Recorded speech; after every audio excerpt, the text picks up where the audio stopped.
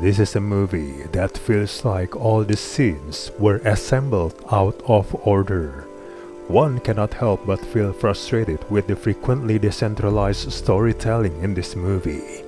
Consider the first half of the film, where its reel is devoted to an individual agent fleeing Cuba for the States, their stories all feeling like unrelated short films.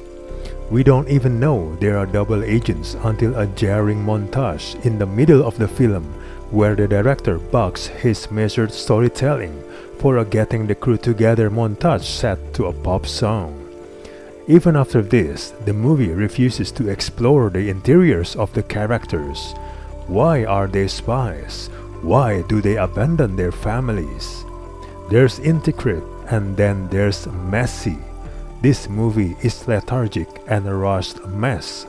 In a story of unspooling complexity and multiple double crosses, the biggest trouble with the movie is that it can be flat out confusing. A viewer with no prior knowledge of the situation is thrust into a web of ideological oppositions and political splinter groups, and a number of shady, powerful figures who are easy to confuse. The movie increasingly falters politically throughout its runtime. The scattered, loosely overlapping plot lines of each character make little sense to any viewer that is not a historian on the final years of the Castro regime. Meanwhile, explanatory voiceovers appear and disappear without rhyme or reason. It's a clear indicator that the director has front-loaded too much information into this film. It's almost as if the director tried to squeeze a series of Wikipedia pages into each section of voiceover. The movie drips and withholds information, appending expectations by keeping audiences in the dark.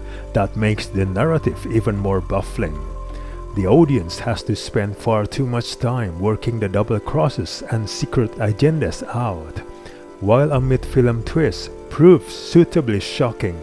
That shock soon fades into vague confusion again, and after a while, that gives way to boredom. Penélope Cruz is the best part of the movie. The emotional power provided by Edgar Ramírez and Cruz is worth mentioning.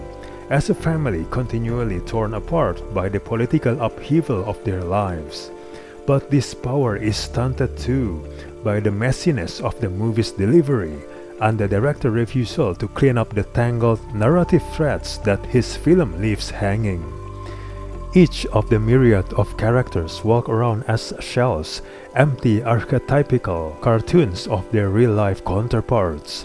Eventually, the overall message of the movie leaves behind is empty. Do not waste your time watching this movie.